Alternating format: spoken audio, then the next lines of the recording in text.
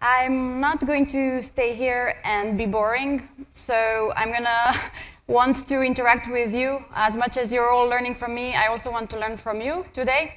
I'm gonna start with one question. How many of you are founders? Everybody, okay. How many of you have heard about Chili Piper before?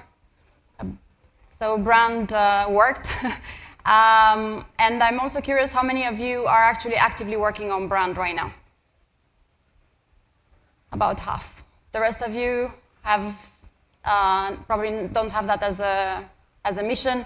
I'm going to cover a couple of things, what the name came from, how we reached our first $1 million in ARR, how we actually measure the impact of our brand, and then how we actually went about it. When we started the company in 2016, the Chili Piper, we didn't think that there would be a Silicon Valley show that would be called Pied Piper. We thought it was funny, but we actually came up with it before. We thought it's hot and in pipeline and it comes from revenue.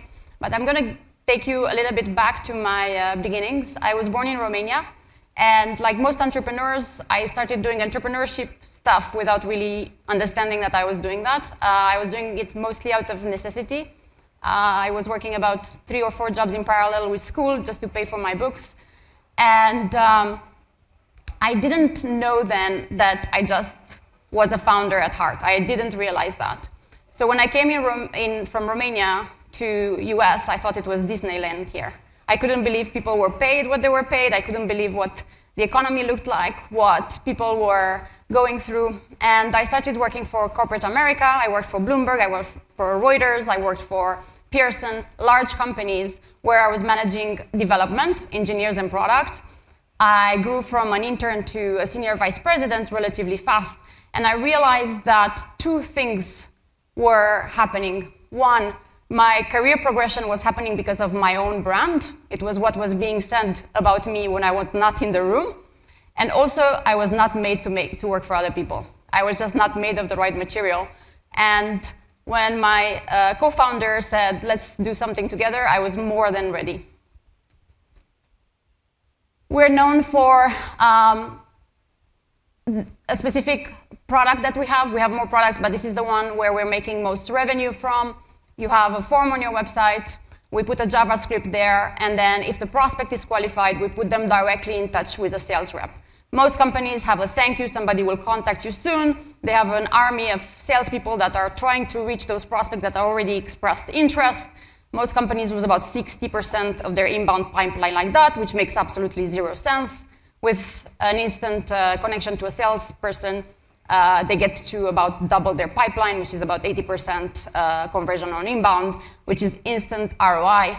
And that's the reason why we've managed to stay stable throughout all the oscillation that have happened in the economy and COVID, and now all the things that are affecting tech have not affected us because we're truly a strong efficiency in the inbound pipeline, and we immediately double the qualified sales pipeline that happens from inbound.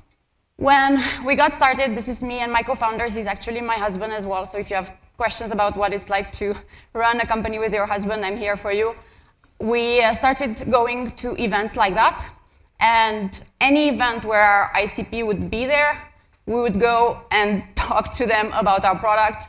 By 2017, I think that everybody who did any sales in New York was sick and tired to hearing from me or from him, but that's how we built our pipeline. It was just me and him, and that's how we got our first million ARR. I was support, I was product, I was engineering, and also selling at events. When we started building our brand, and I'm going to walk you through some of the crazy things that we do, because I have an engineering background and I'm obsessed with measuring, we started looking at all the ways in which we were touching our addressable market. We have a particular account that we go after. There are people that are using Salesforce or HubSpot, and they have to be of a certain size. We can't sell to everybody because they have to have a sales team. And we wanted to know how everything that we did brand-related touches for the first time these accounts. Because once you get the first touch, then it's a lot easier to send an SDR cadence. It's a lot easier to show an opportunity in their social feed to buy, but you have to make sure that first you have that first engagement. And we started measuring, and these are actually our results from September 2022. As you can see, we have a big channel that comes from events.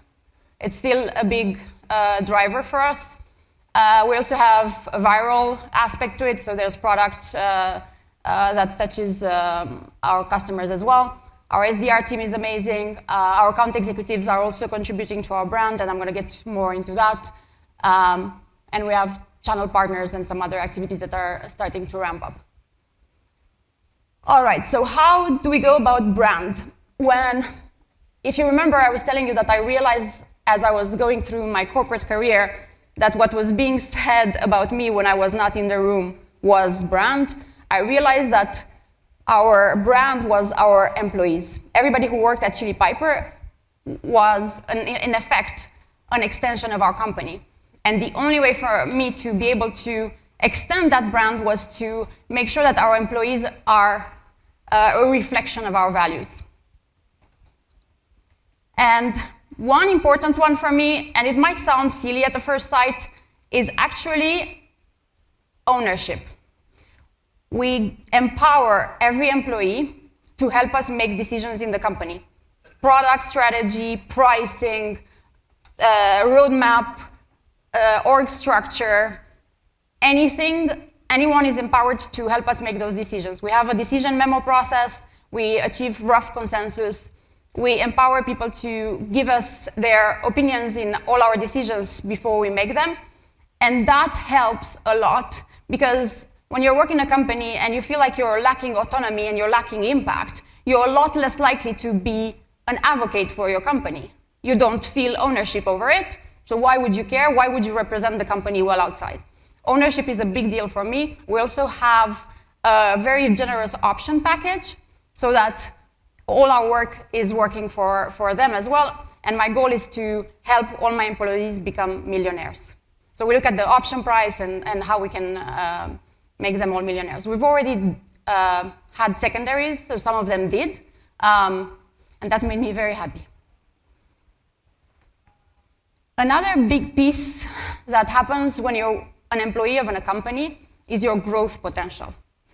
Sometimes when you're working in sales and all you're dreaming about is doing marketing, or if you're working in marketing and all you're dreaming about is product, you cannot be an effective employee of a company, and hence you cannot be a brand advocate. As a result, growth for each one of our employees is equally important. And we hire coaches that are tasked with helping our employees reach their dreams. Sometimes those dreams are not inside the company. Sometimes they want to be a race car driver. Sometimes they want to be a developer, and we don't have a developer position open for a junior role. And in those cases, we actually help them go outside and find their dream job. Because retention as a company, to me, makes no sense. Why would I keep someone captive who doesn't want to be there? My goal is for them to reach their dreams. Fun is also in our DNA, and that comes across whenever people think about Chili Piper. I don't know how many of you have seen our crazy parties on LinkedIn? No one? All right, those posts haven't, I have one there. We actually do a lot of crazy things, but mainly to celebrate. Life is short. Why should we celebrate only when we do an IPO? Why should we celebrate only when there's a big funding? We celebrate all the time. And for instance, our company trips, this one is in Tulum, in Mexico. We've had them in an ashram in India. We've had them in the desert in Morocco. And we also went to Ibiza partying. We actually have even an anthem. Our company has music in the DNA, and we have an anthem that our sales team, I'm not going to play it because I don't think I have access.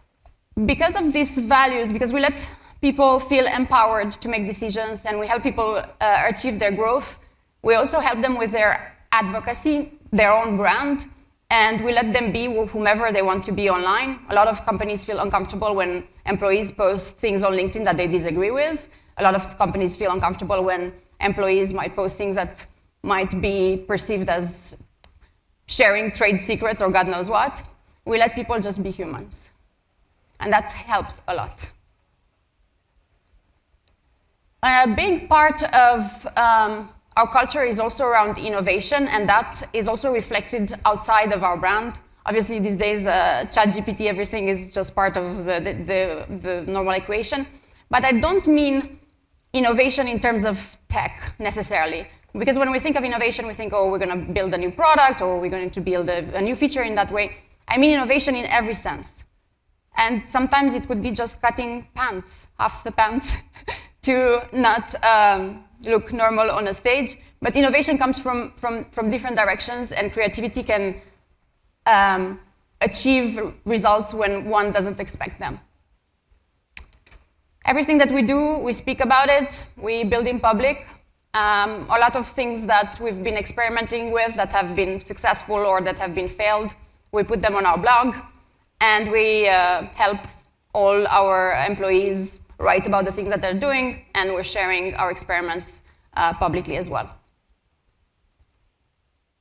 The last but not least, I was observing that when we started the company, when I would get on a call with a customer, and I would get them through the implementation, and I would get them running, and I would see that their pipeline was working, I wasn't stopping there.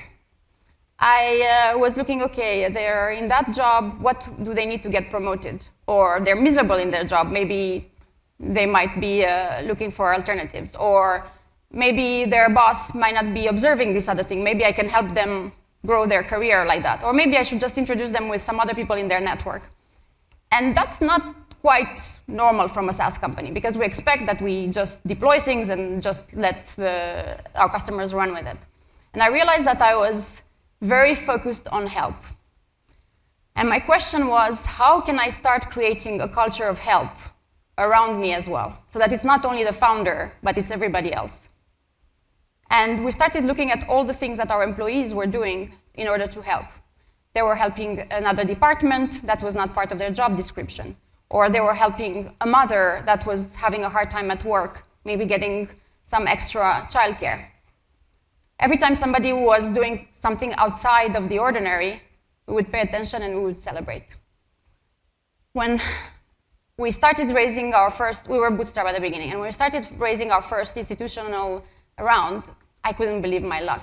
When Tiger Global came and started throwing money at Chili Piper, I could not believe my luck. And I said, this is not fair. This is not fair. I can't just take this financial success for myself. I want to start a foundation, and I want to be focused on help.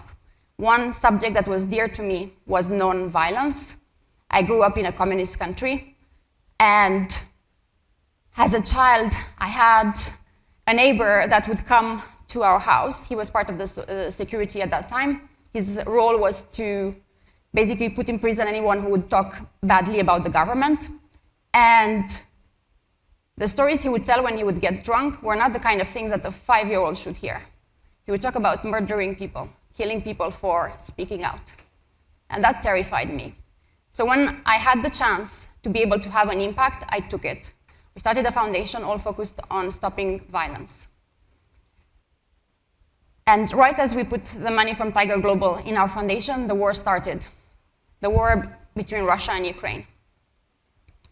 For 7 days, I wasn't able to sleep. I wasn't able to even go to the restroom without feeling guilt. And everything that we've had in our funds at that time, the $1 million that we put aside, we put it at the border to make sure that people are taken care of. That was not at the time where Red Cross got their things together, the UN, the government were not yet in a place, because everything was accelerated, it was happening too fast. There were mothers at the border who couldn't feed their babies. They were without shelter and without a warm blanket. So we've helped those who needed it most at that time. I'm not saying that because I want to look righteous, but I really think that as founders, we have a duty to elevate those around us in whichever way we can. I still feel that the war should be stopped. I still think, what else can I do to stop the nonsense that has ripple effects in the economy? But I strongly believe that without leaving an impact behind as a brand, the brand cannot be successful. Thank you.